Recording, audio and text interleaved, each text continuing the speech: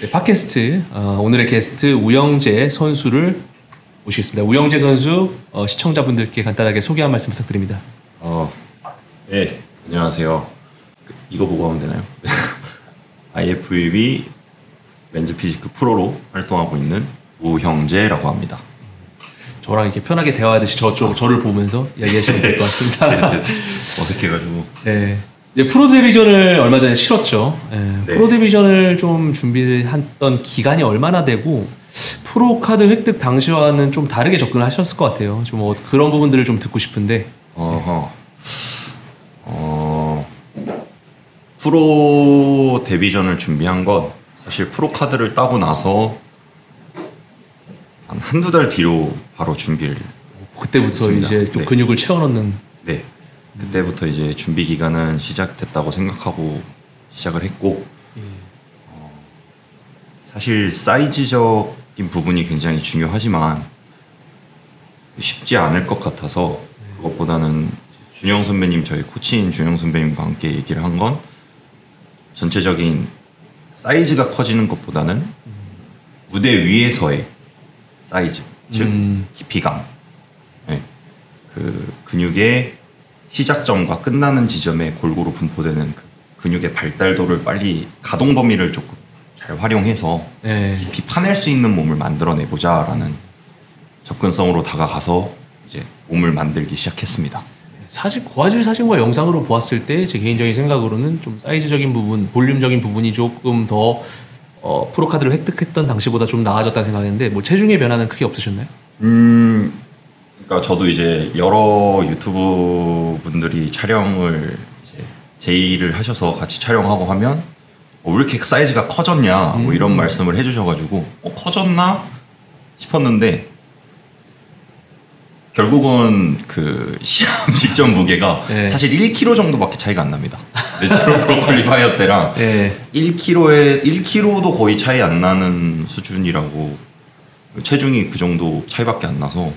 그러면은 사실 근육량의 변화가 크게 없잖아요. 어차피 선수가 시합 무대를 갈 때는 지방 껍데기를 굉장히 얇은 상태까지 빼는데 사실 시합을 준비하면서 뭐 인바디를 재시는 분들도 계시고 하는데 크게 뭐 인바디를 재시거나 하시지 않는지.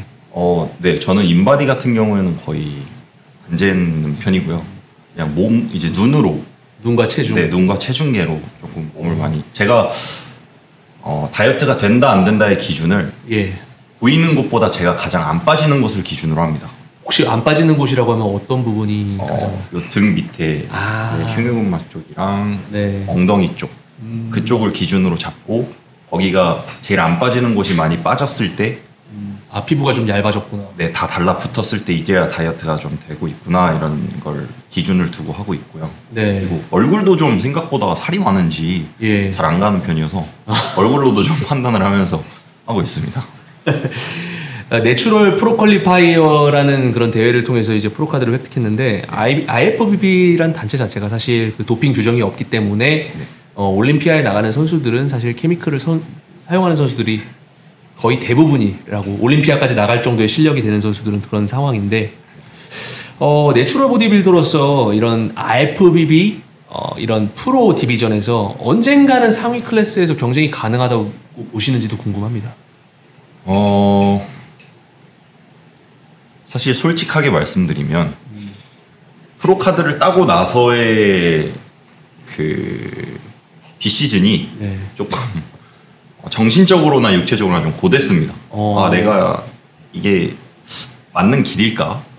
이게 프로들과 경쟁을, 내가 프로 카드를 발급을 받긴 했는데 내가 과연 프로들과 경쟁할 만한 선수일까? 이게 될까? 이런 생각도 많이 들고 했는데 사실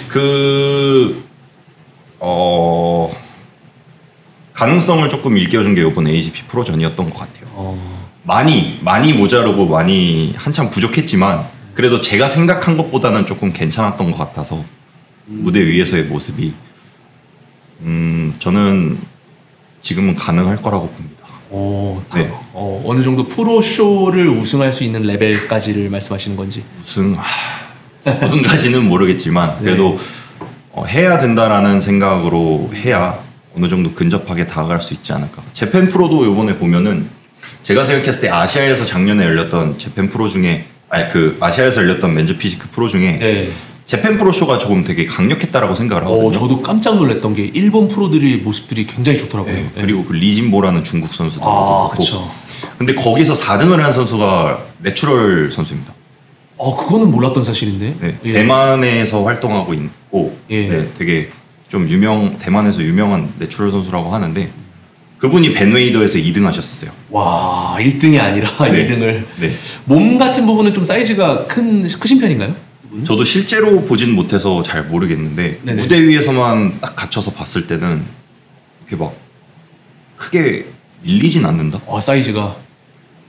사이즈 아마 그냥 이렇게 헬스장에서 운동하고 있거나 옷을 입고 있는 모습을 보면 분명 사이즈가 밀릴 거예요. 근데 네. 분리도라든지 아. 아니면 정확하게 표현하는 모습들이든지 이런 거를 통해서 무대 위에서 봤을 때는 네. 밀리진 않았던 것 같아요. 그래서 그런 분들을 조금 기준으로 저도 어찌 됐든 간에 조금 이렇게 잡고 쫓아가야 될 목표가 좀 필요하잖아요. 그렇죠. 그래서 가능할 거라고 봅니다. 프로쇼에서 상위권. 네. 특히 지금 AGP 쇼가 이제 끝난 지가 얼마 안 됐는데 네. 그때 이야기를 좀 돌아가서 해보고 싶은데 또 올림피안 선수들도 좀 몇 번 출전을 하셨습니다. 백스테이지에서 이런 프로들의 모습들을 직접 눈으로 봤을 때 본인이 생각한 그 기준하고 좀 큰 차이가 괴리감이 있었는지 아니면은 프로들의 레벨이 내가 예상했던 그 정도의 수준 컨디셔닝이구나 라는 게 맞아 떨어지셨는지 궁금합니다. 일단 네. 그 퍼스트 콜에 불린 프로 선수분들은 예. 무대 뒤에서 보면 그때부터 다른가요? 네. 정말 네, 이게 좀 몸이 일단 되게 엄청 동글동글해요. 다 이게 이렇게 등치가 커서 근내 수분이 크게 보유된 상태로 덩어리가 큰 느낌이 아니고 예. 그냥 근내 수분이고 피하 수분이고 뭐 그냥 싹 다 빼서 싹 붙여가지고 근육과 근육의 사이가 이렇게 좁아질 대로 좁아진 그 되게 칼같처럼 패여 있는 느낌이 되게 강하게 느낌을 받았어요. 무대에선 좀 커 보일 수 있지만 실제로는 조금 막 그런 덩치보다는 동글동글한 네, 느낌. 맞아요. 그 모습이 되게 강했어요. 뭐 물론 크지만 무대 뒤에서도 봐도 크지만 무대 위에서 더 커 보이는 듯한 느낌을 많이 받았거든요. 가장 인상적이었던 선수는 아무래도 이혜겸 선수. 이혜겸 선수를 실제로 눈으로 보았을 때는 이런 컨디셔닝의 상태라고 해야 될까요? 이런 근육의 그런 모습의 상태가 조금 타 선수들하고 차별화가 돼 있었나요? 가장 궁금한 부분이거든요. 근육의 질감. 오히려 백스테이지 뒤에서는 생각보다 수분이 좀 있어 보였어요. 아, 그래요? 네. 근데 무대에서는 굉장히 선명해 보였던 느낌이 났는데. 그러니까요. 그게 저도 참 신기한 것 같아요. 이혜겸 선수도 좀 사이즈가 과하거나 이런 선수 타입은 아니시죠? 오히려 사이즈 같은 경우에는 2등을 했던 그 가나라는 몽골 선수가 되게 컸었던 걸로 기억을 하고. 그분은 몽골 선수군요. 이분 네. 2등을 하셨던 분은. 굉장히 또 수준 높은 프로전이 국내에서 열려서 또 거기에 또 데뷔전을 치르셨는데 데뷔전 이후에 또 개인적인 소감도 궁금합니다. 이게 좀 혹독한 프로전을 치렀는데 사전 심사와 파이널이 이루어진 거는 그 예전 프로퀄리파이어 할 때도 비슷한 경험을 했겠지만 조금 다른 맞아요. 경험이셨을 것 같아요. 제가 생각했을 때 베스트의 컨디션은 이제 예선전 때 베스트 컨디션이었던 것 같아요. 사람들은 많은 차이를 못 느낄 수 있다고 하지만 네. 정말 영상을 두 개를 비교해서 계속 돌려보면 차이점은 보이거든요.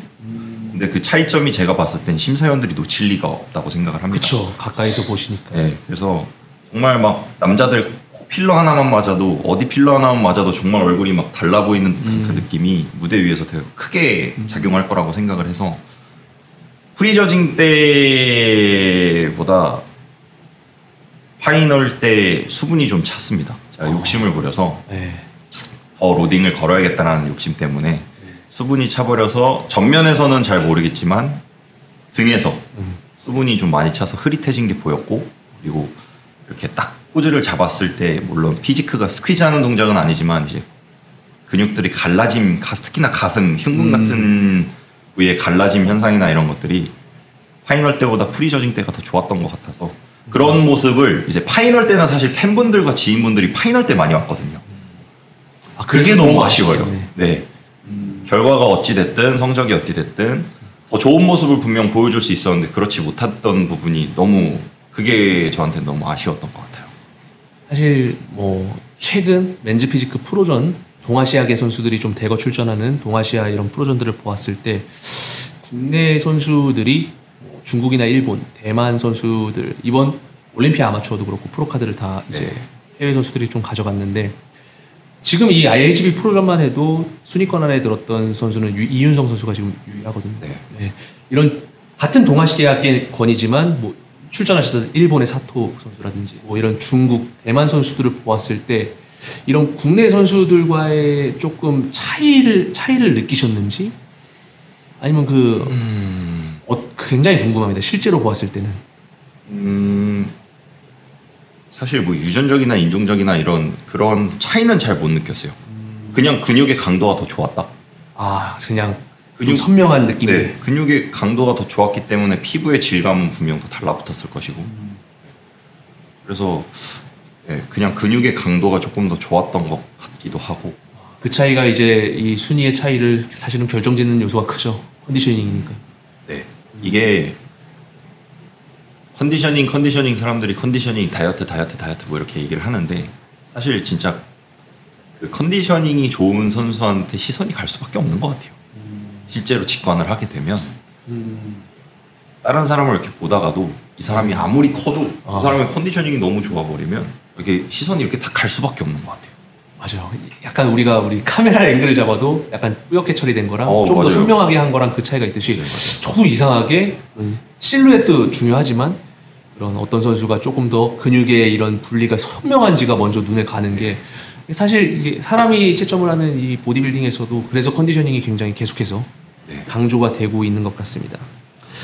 이번에 최근에 발표됐죠. IFBB 부회장 타일러 매니안이 이제 맨즈 피지크 프로들에게는 올림피아 이후에 제한 체중을 좀 두겠다라는 얘기가 있는데 그 정확하게 제한 체중이 얼만큼을 둘지는 모르지만 이 맨즈 피지크 선수들의 사이즈가 커져감에 따라서 그런 제한 체중의 필요성을 느낀 것 같습니다. 이 부분들에 있어서 뭐 우영재 선수가 물론 이 부분을 크게 중요하게 생각하지 않으실 수도 있지만 스스로 좀 이것을 호재라고 생각하시는지 좀 저한테는 굉장히 좋은 방향으로 흘러가는 부분인 것 같습니다. 네. 그 애초에 사람들이 보디빌딩과 피지크를 나눈다고 생각을 하는데 제가 인스타로 보기에는 샌디인가요? 베키인가요? 그 올림피아랑 샌디이실 겁니다. 네, 샌디 그 심사위원의 인스타 피드에 클래식 피지크와 피지크를 나누기 위함이다라는 글을 하나 본 적이 있었던 것 같아서 중요한 글이겠네요. 저는 못 봤는데. 네, 저도 그게 유튜브에 쇼츠로 지나가면서 그렇게 글을 썼던 걸 정보로 확인했던 것 같아서. 어떤 내용이 있었죠?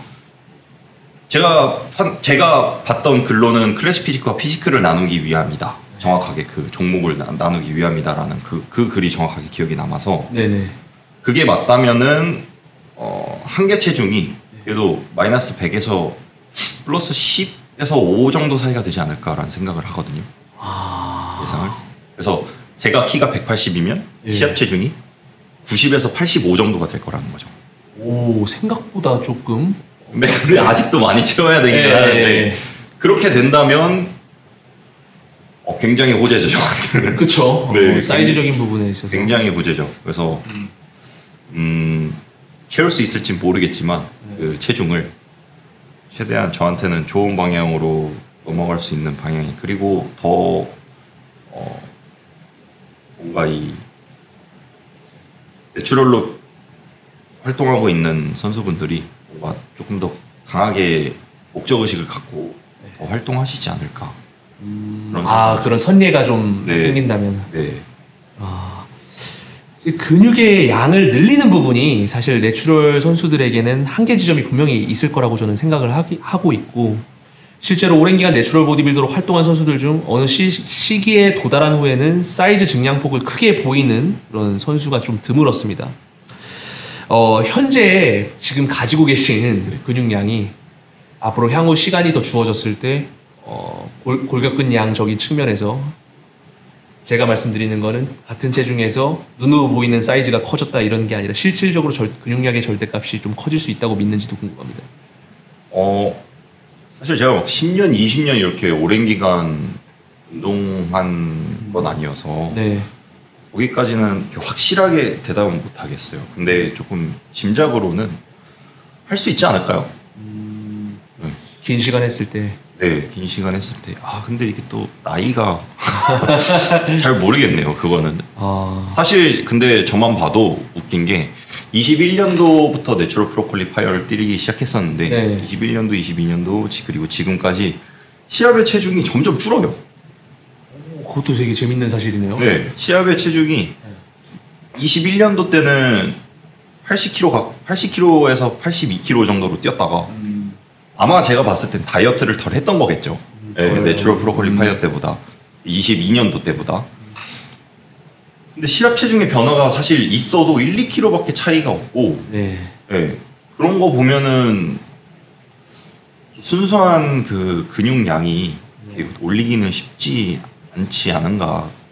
그 어느 약간 한계 지점이 조금 있는 것 같아요. 그 중간에 딱 그 순수 근육량을 채우는 그 지점을 돌파하고 나서부터는 그때부터는 사실 근육을 조금 더 어떻게 만드느냐에 조금 컨트롤 싸움이지 그 순수하게 갖춰져 있는 근육량은 조금 저는 21년도 때랑은 계속 좀 아, 큰 근육량의 차이는 차이가. 못 느꼈어요. 그렇다면은 우영재 선수가 좋은 예가 될 수 있는 게 골격근의 양이 크게 변하지 않고도 충분히 그 안에서 몸의 변화가 상당 부분 많이 일어날 수 있다는 예, 좋은 사실 내추럴 선수들 중에 제가 아까도 말씀드렸지만은 사이즈적인 체중 증가적인 폭이 큰 선수들은 많이 없는데 네. 또 계속 변하시는 모습을 보이시는 선수들이 계시거든요. 가까이서 운동하시는 최은총 선수도 마찬가지고. 그럼요. 네.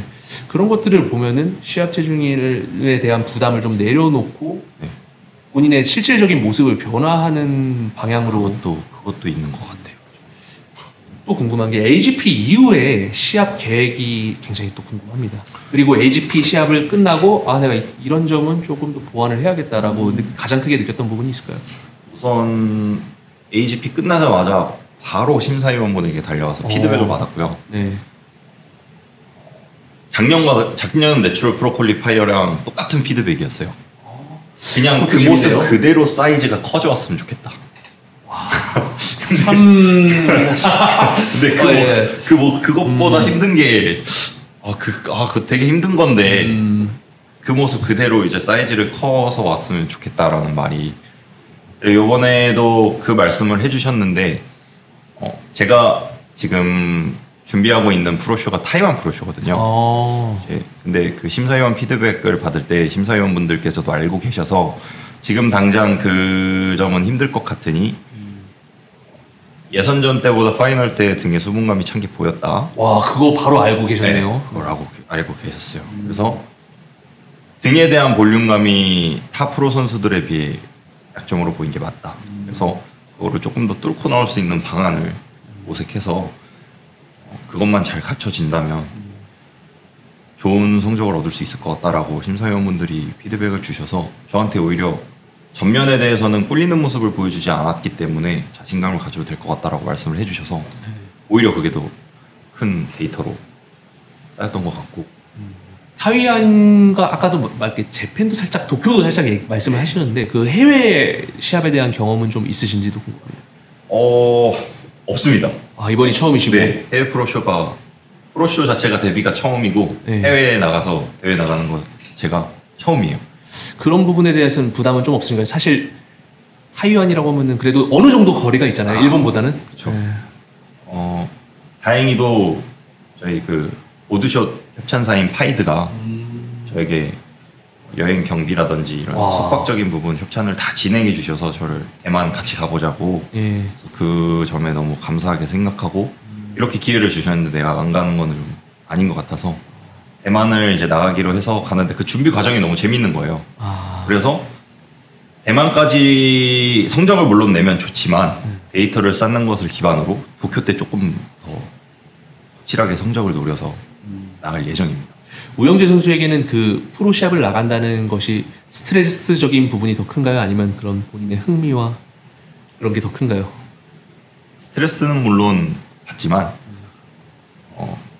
뭐 이게 제 직업이고 제가 좋아서 하는 일이고 제가 해야 하는 일이기 때문에 최선을 그냥 다 하는 것뿐이라고 생각을 합니다. 네. 굉장히 선수적인 마인드가 굉장히 컸는데 아까도 제가 사담을 나누면서 깜짝 놀랐던 게 사실 이게 저징에 대한 부분이 각각 선수들의 뭐 표면적으로 이런 공식석상에서 얘기를 꺼려하는 선수들은 많지만 이렇게 사담을 하다 보면은 저징에 대한 부분을 되게 과감없이 본인의 생각에 대해서 얘기를 하는 선수들도 있지만 우영재 선수가 말했던 부분 중에서 가장 인상적인 게 어차피 저징이란 부분은 저지들이 하는 거고 저지들의 성향이 총답이다 라는 말을 했을 때 야, 이 단순한 논리를 왜 우리는 항상 보디빌딩 시합 이후에 댓글창을 통해서 전쟁이 일어나잖아요. 그렇죠. 그런 것들을 보면은 이런 전쟁이 과연 의미 있는 전쟁인가? 물론 우리가 그것도 보디빌딩을 보는 하나의 재미잖아요. 과거부터 뭐 도리안 예이츠랑 나세르 손바리가 이거 뭐 도리안이 더 졌어야 되는 경기부터 해서 뭐 이런 얘기들이 보디빌딩을 이끄는 가장 재밌는 요소긴 한데 가장 일리 있는 말이었던 것 같아요. 제가 생각하지 못했던 그런 생각을 갖고 계신 거에 대해서 좀 더 자세하게 말씀해 주실 수 있을까요? 뭐 어떤 사람은 피지크가 뭐 이거다 저거다 이거다 많은 이렇게 이야기를 하지만 그런 의견은 다 낼 수 있다고 생각해요. 왜냐면은 우리가 축구를 봐도 게임을 봐도 그런 얘기들은 다 할 수 있는 부분들이잖아요. 네. 결국 심사 결과지가 나오는 거는 이제 저지분들이 판단을 하는 건데 로봇이 채점을 하고 점수가 정확하게 매겨져 있는 게 아니고 그쵸. 사람이 주관적으로 내가 본 대로 하는 거다 보니까 그게 맞다고 생각해요. 그냥 그 사람 그 심사위원이 결국에 그 심사위원 자격증을 따기 위해 노력을 해서 그 자리에 온 사람이고 네. 그 사람이 봤을 때 이 사람이 멋있고 그 사람이 봤을 때 이 사람이 1대인 것 같으면 그 사람이 1대인 거죠. 뭐. 저는 단순하게 그렇게 생각을 하려고 합니다. 선수된 입장에서는 사실 그런 걸로 뭔가 좀 본인의 스트레스를 받아가거나 그런 것이 아니라 그냥 저지들의 의견을 조금 더 맞춰주기 위해서 따라야 된다는 그런 스트레스는 받아야 된다고 생각해요. 그 스트레스를 피하면 안 된다고 생각해요. 받는 만큼 받아야 된다고 생각해요. 받으면서 그걸 내가 다시 이겨내고 짓누르고 해야 더 위로 올라갈 수 있다고 생각을 하고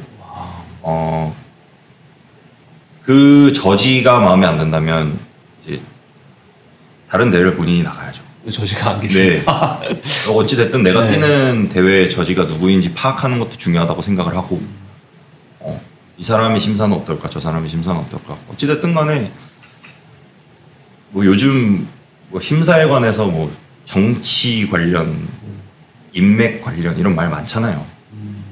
근데 그런 게 없는 데가 어디 있겠어요. 회사 생활도 마찬가지고 다른 스포츠 업계도 마찬가지고 그런 건 다 어차피 이 살아가는 세상 자체가 다 사람과 사람으로 이어져 있는데 제 생각에는 그것도 필요하다면 본인이 해야 된다고 생각을 합니다. 그래서 딱히 저징이나 뭐 심사나 이런 거에 대해서 불만을 가져본 적은 딱히 없어요. 거기에 그냥 따르고 네. 좀 더 발전시키는 방향으로. 그게 맞다고 생각합니다.